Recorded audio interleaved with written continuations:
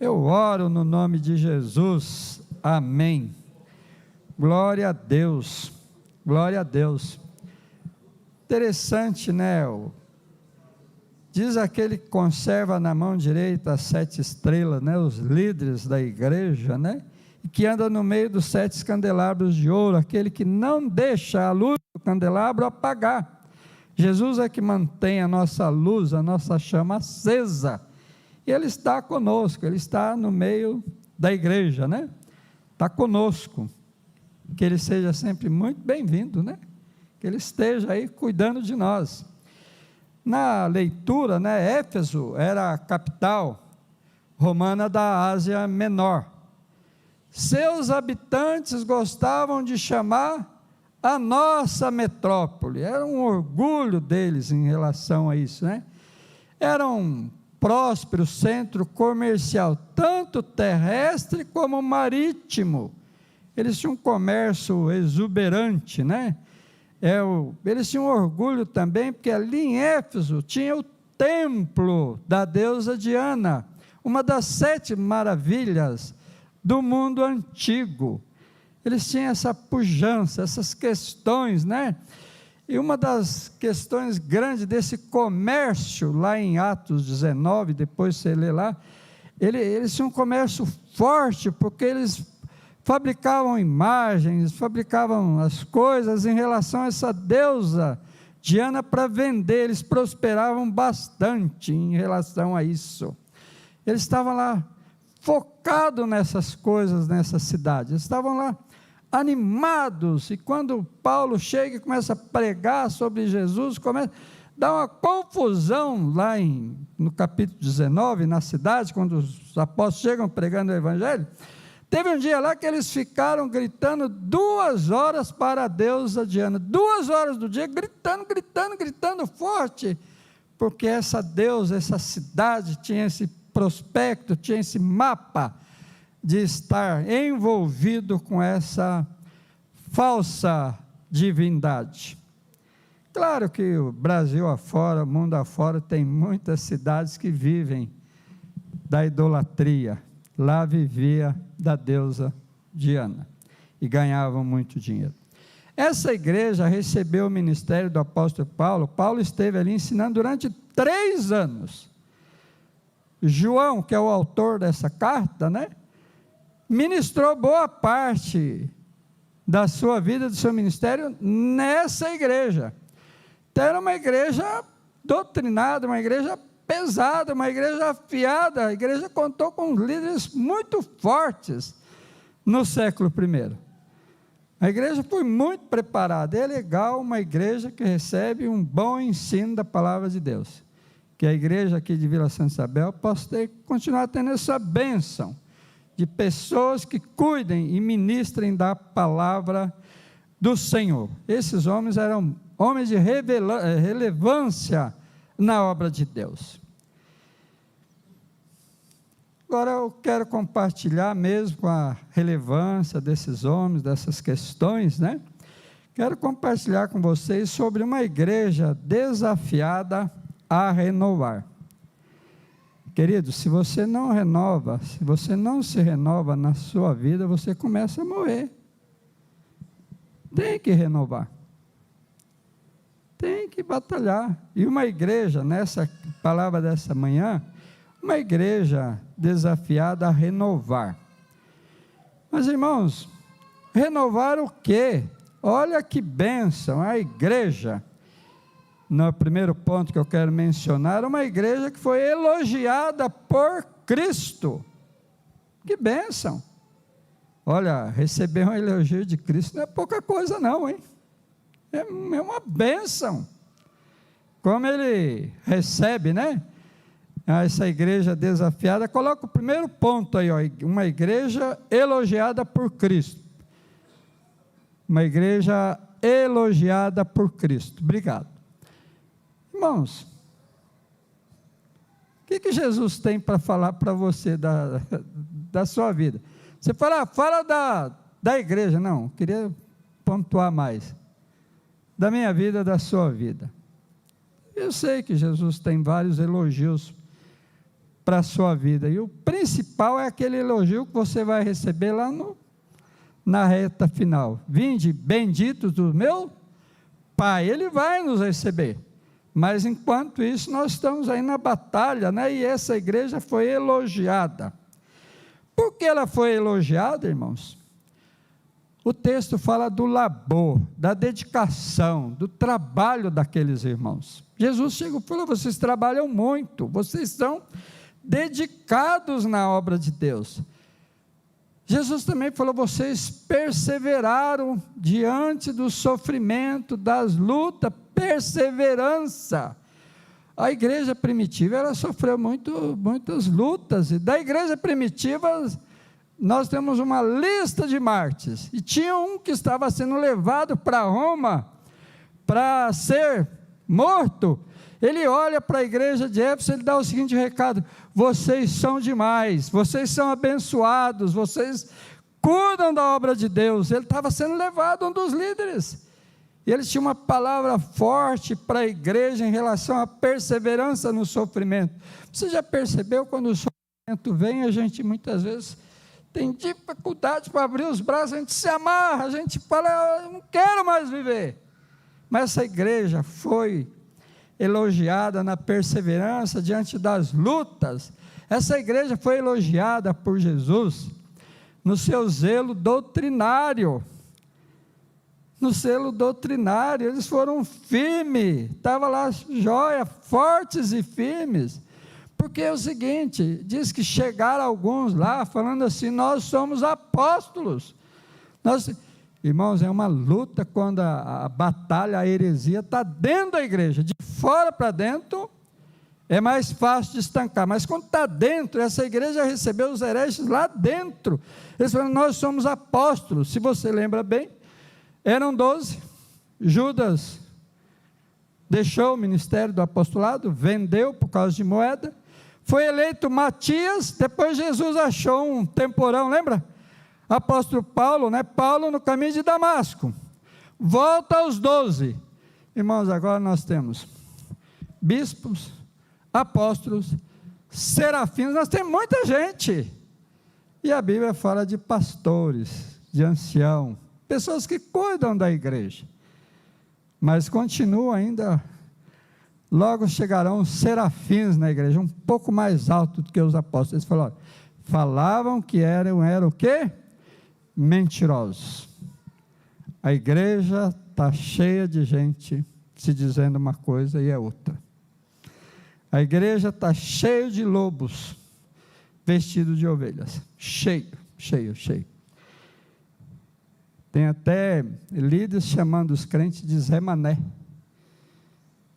porque ficou para trás. A renovação é dinheiro, é grana, é carro novo, porque se você não tem essas coisas, você é Zé Mané. É luta, irmãos, luta, e luta grande. O zelo doutrinário, o zelo diante do mal, versículo 6 fala: vocês resistirão a homens maus. E muitas vezes uma referência lá, Nicolau, né, que era um dos líderes da igreja, mas ele estava agora com essa vibe, com essa pegada, e Cristo elogiou bastante. A igreja de Éfeso, irmão, era aplicada na obra, cuidadosa na doutrina, firme na pureza moral. Muito embora tivesse um apelo para a libertinagem sexual na igreja, mas a igreja permaneceu firme, porque a igreja da cidade, a deusa da cidade, Diana, era uma da libertinagem sexual. A igreja estava inserida. Parece que a gente não fica muito longe de Éfeso não, né? O negócio está pegado, está difícil.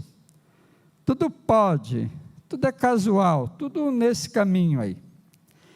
Eu fico pensando, na hora que foi falando as qualidades, o labor, a perseverança, o cuidado, a fé para enfrentar sofrimento, o zelo, o cuidado em relação ao mal, os crentes ficaram animados. Os crentes de Éfeso vibraram com o primeiro parágrafo aqui dessa carta. Falaram: nossa, mas nós somos bons mesmo. Olha Jesus falando tanta coisa boa da gente. Aí Jesus, a carta fala, vamos dar uma pausa, vamos tomar uma água, nós temos mais 2 assuntos para tratar. Mas não acabou, vamos encerrar não. Daqui a pouco começa a tocar lá, a campainha, está na hora, pode entrar, vamos entrar lá que tem mais. E eles, a hora que eles chegam, versículo 4 e 5, muda o tom, né? Tenho, porém, contra você o seguinte, você me abandonou o seu primeiro amor. Lembra de onde você caíste, arrependa, volte à prática das primeiras obras. Senão, se você não se arrepender, virei até você e tirarei o candelabro do lugar dele. Em Éfeso, a igreja sumiu de lá, que é a Turquia, não tem mais igreja.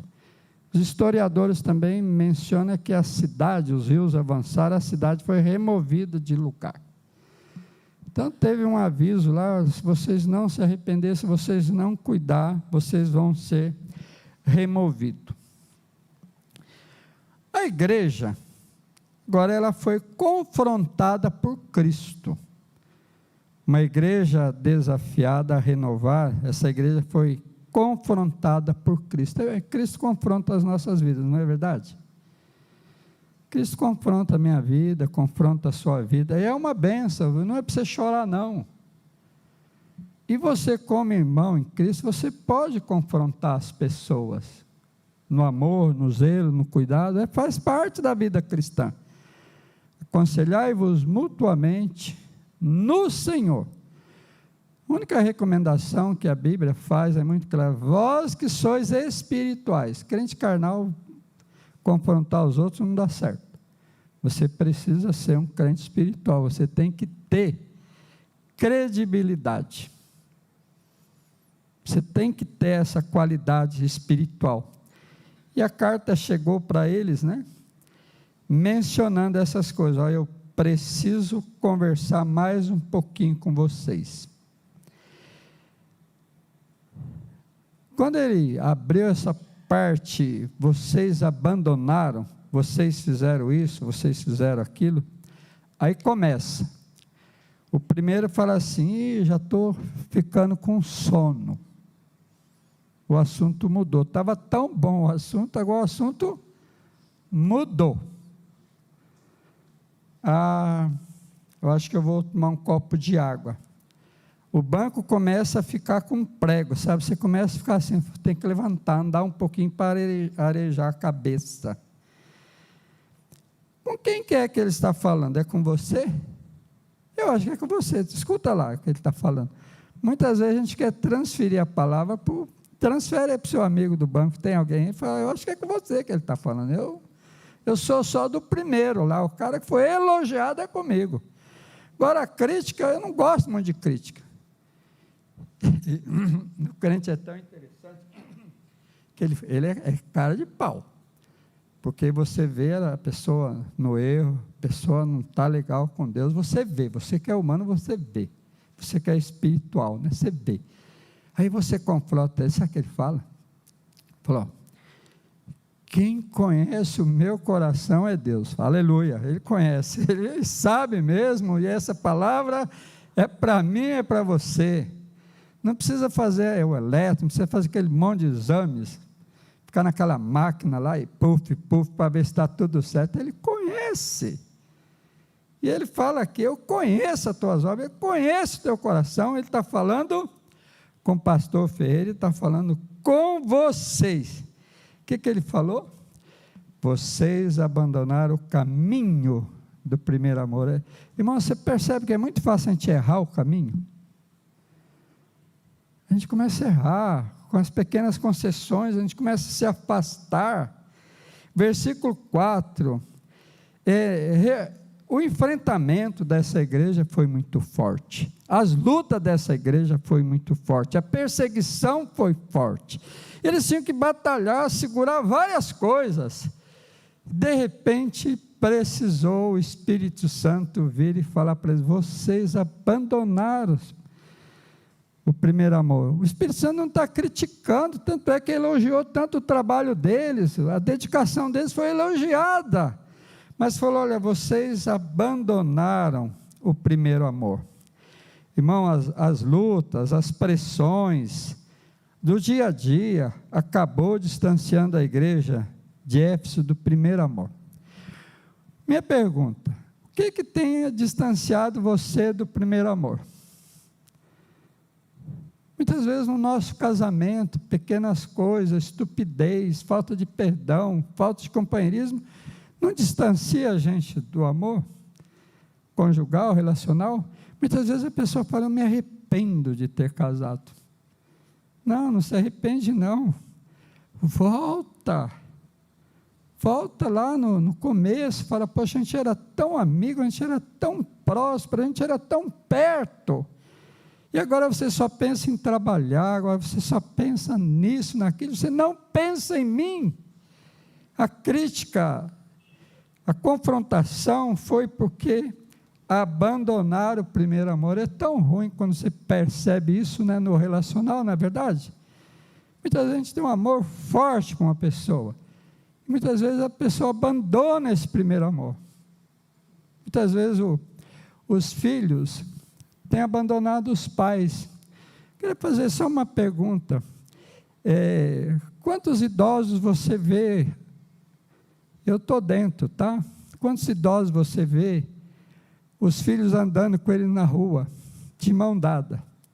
Pega um papelzinho e anota. Olha, eu encontrei um idoso, os filhos ali com a maior paciência com ele, de vez em quando não dava, eu encontrei 3, e anota no outro lado, os filhos andando, e anota quantos filhos você encontrou andando com o cachorro.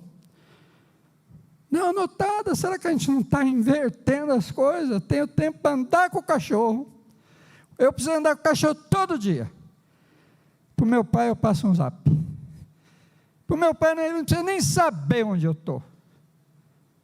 Meu pai já está velho, meu pai, a gente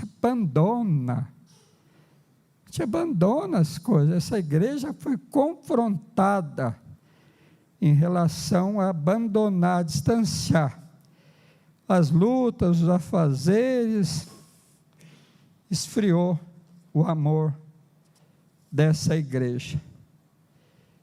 Jesus, ele pega firme, mas Jesus é uma bênção, né? Jesus é uma bênção, irmão. Se você achar que ele não é uma bênção, você dá uma repensada. Sabe o que ele fala? Retorne para o caminho. A gente muitas vezes empurra as pessoas que abandonam a gente, mas Jesus falou: olha, vocês abandonaram o primeiro amor, a mim, ao próximo, mas retorne para o caminho. O caminho é excelente. Ele dá 3 diretrizes, né? Lembra, arrependa e volta. É simples, né? Só lembrar de onde você caiu. Essa igreja em Efésios 1,15, Paulo escreve: vocês são demais, vocês são uma bênção no amor a Deus e aos irmãos. Paulo escreveu. E agora a gente vê uma literatura diferente. Olha, os abençoados sumiram por causa da luta. Não volte a ser abençoado. Lembra, vocês eram excelentes. Lembra, você era excelente. Alguma coisa te entristeceu, alguma coisa mudou, alguma coisa puxou você para longe. Lembra, o que aconteceu? Irmãos, passa na cabeça e vem para os joelhos, arrepende. Lembrar e dobrar os joelhos. A gente resolve as nossas questões com Deus e com nossos irmãos de joelho. Não é pelo zap não, sabe aquelas brigas no zap? Que lá não vira nada. Vai orar, dobra o joelho, busca em Deus, fala: olha, Deus é o meu ajudador, Ele está chamando, retornem para o caminho, voltem, lembra, arrepende, voltam. Tempo, arrepender, irmãos, é tempo de chorar, quebrantar, acertar. Você sabe o que está errado, o Espírito Santo fala no seu coração, então abandona, e volta, Volta para Deus e volte rápido. Eu preciso voltar. Irmãos, olha como Jesus é tremendo. Que lição maravilhosa a gente aprende com Jesus. Jesus chegou naquela igreja, ele tinha vários elogios para a vida daquela igreja. Tem pessoas que chegam na sua vida e só tem crítica, só mazela. Será que a gente não vai aprender nunca que as pessoas têm qualidades? Jesus chega e fala: olha, vocês são demais, vocês são bons, vocês são excelentes. Mas eles erraram. Todas as virtudes dessa igreja falhou, porque eles falharam no resumo da vida cristã: amar a Deus e amar o próximo. O resto é lixo, viu, irmão? Se não tiver esse foco, se não tiver essas duas senhas, o resto não vale nada. O nosso lá, o texto contenor leu, diz: olha, a pessoa pode chegar ao ponto de dar seu corpo a ser queimado, se não tiver amor, é lixo. Então, irmãos, Jesus chega para eles e fala: vocês têm tanta coisa boa. Então, Jesus prepara o coração da pessoa. Muitas vezes você não sabe preparar o coração das pessoas, e você fala para a gente: comigo é o seguinte, eu já chego chutando o pau da barraca. Crente não mora em barraca, não. Crente é chamado para morar no paraíso, não chuta, não. Prepara, tenha uma palavra abençoadora para as pessoas que precisam de você. Deus, sobre todas as coisas, é o projeto da vida, né? A luta tem levado muitos a abandonar o primeiro amor. Sabe por quê? As pessoas falham, você fala: eu não faço mais. Muitas vezes é verdade, muitas vezes você dá um pratinho de comida para uma pessoa em situação de rua, depois você olha pela janela e ele chuta a marmita. Fala: nunca mais eu dou. Você fecha. Você, ao invés de continuar amando as pessoas, você se fecha por causa das coisas que aconteceram. Irmãos, não deixa nada mandar em você, não. Quem tem que mandar em você é o amor a Deus e o amor ao próximo. O resto, a gente segue com a força do Senhor. Mas Deus tem chamado para uma renovação no amor, a Ele e ao próximo. Voltem ao primeiro amor. E fechando aí a palavra dessa manhã, uma igreja desafiada, né, a renovar, é uma igreja convidada por Cristo. Glória a Deus. Olha, o miolo eu não gostei muito, mas o começo e o fim eu estou abraçado com Jesus. Ele me elogiou bastante. Agora ele está falando que eu vou morar no paraíso. Agora eu estou alegre, agora eu estou feliz demais. Essa outra parte aí eu vou levando, vou deixando para lá, né? No versículo 7, quem tem ouvido, se está ouvindo?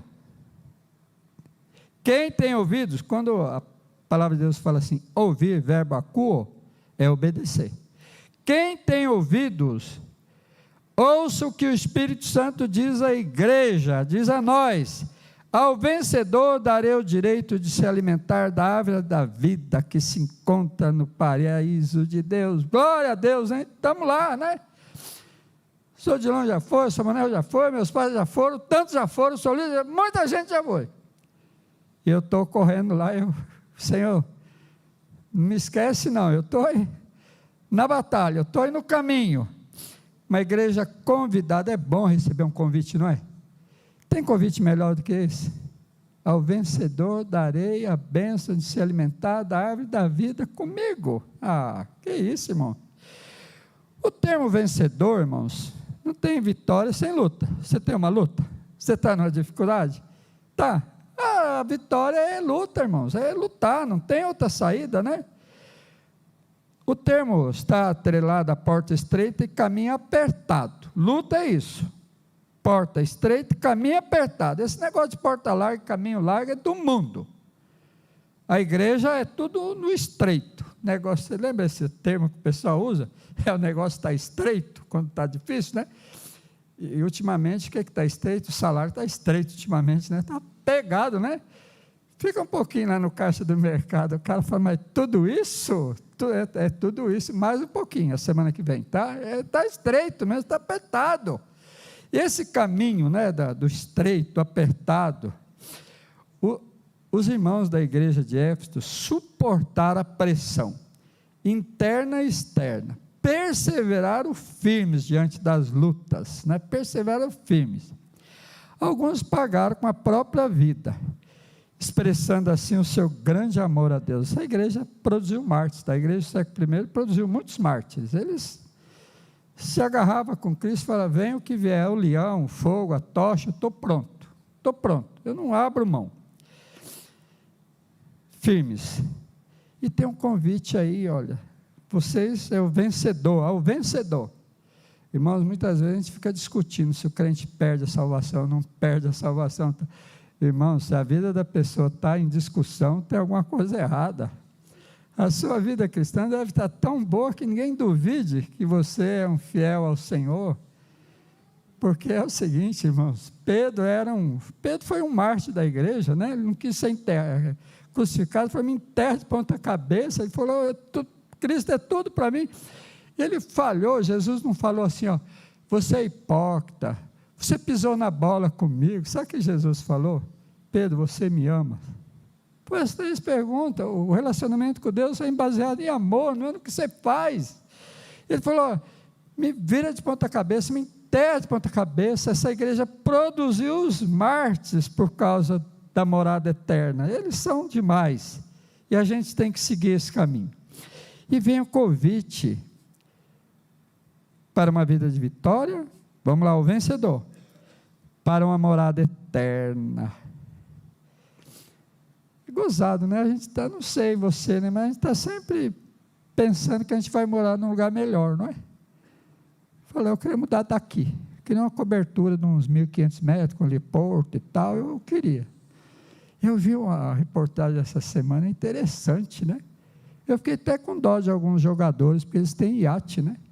Eu vi uma reportagem, então, a Áustria está construindo um iate, eu tentei fazer um pedido, falou, encerrar as vendas, a gente não pode mais. 15 bilhões. Eu li de novo, fui lá, falei, esse negócio é feito, não, 15 bilhões. Eu fiquei com dó do Neymar, dessa turma toda, porque é 15 milhões, é 50 milhões, é muito pouco, o negócio é 15 bilhões, é para os endinheirados. Irmão, se você comprar um desses aí, deixa eu dar uma volta. Eu vou, né? Que for para limpar o painel lá, eu quero ir, né? Mas a gente está sempre querendo mudar para um lugar melhor, a gente está pensando, a gente muda guarda-roupa. Mulher é legal, não é? Mulher puxa o guarda-roupa para cá, puxa o sofá para cá, puxa para cá, daqui a pouco até o cachorro está no lugar errado. A minha irmã mudava tanta cama do meu pai, até que um dia ele caiu da cama. A pessoa está... Aí ele comprou uns pregos grandes, morava em apartamento, ele furou e pregou a cama, ninguém mais tirou a cama dele do lugar, eu quero ver ele tirar, né? Ele morava ali, ficou lá, a cama era dele, mas o pessoal gosta de mudar, e aqui tem um convite para mudar, olha que convite, ó, um convite para mudar para a morada eterna, em Gênesis, e fala aqui ó, no finalzinho, ó, ao vencedor darei o direito de alimentar da árvore da vida, que se encontra no paraíso de Deus. Quando Adão errou, Deus botou logo um anjo com a espada na mão, protegendo a árvore da vida. Se está protegendo, não era para ele comer aquela árvore, porque o negócio já estava ruim, ia piorar mais ainda. Quando Deus impede alguma coisa, é para o seu bem, viu? Não é contra você não, botou lá, né? Mas agora está chamando nós, está falando ao vencedor, darei o direito de se alimentar da árvore da vida. Em Gênesis, o homem desobedece e é expulso do jardim do Éden. Interessante, né? Em Apocalipse, a porta dos paraísos está aberta para receber eu e você, os filhos de Deus, e fala, você vai ter acesso à árvore da vida. E o Novo Testamento fala o seguinte, Jesus faz nova todas as coisas, e é Ele mesmo que nos convida. Estava proibido? Não podia, mas agora Jesus veio, olha aí, ó, nós vamos trazer à memória a morte dele, fez nova todas as coisas, e a gente vai poder só tomar cuidado com a Cida, porque uma das vezes que ela subiu na árvore, ela quebrou a perna, lembra? Lá na Gedalva, tomar cuidado. alimentar-se da árvore da vida. Que bênção! Eu e você, nós vamos estar lá, nós estamos lá, porque é Jesus que nos dá, não é a igreja que dá. A igreja dá é meio complicado, né? A igreja não, é Jesus que dá essa bênção. Vamos concluir? Conclusão, vamos renovar, sendo operosos na obra de Deus, com muito amor a Ele, ao nosso próximo, e sempre pensando nas coisas do alto. Você precisa pensar nas coisas do alto. A gente pensa em várias coisas, mas pensa naquilo que Deus tem preparado. E pensar nas coisas do alto, uma delas é: ao vencedor darei o direito de alimentar da árvore da vida que se encontra no paraíso de Deus. Apocalipse 2:7. Jesus faz nova todas as coisas. Que estava um anjo com a espada na mão, agora ele está chamando nós. Uns já foram, né? Eu estou a caminho. Todos nós estamos a caminho. É uma bênção grande. Amamos as pessoas aqui, tudo, mas lá é melhor. A palavra de Deus garante isso. Que Deus abençoe a palavra no nosso coração.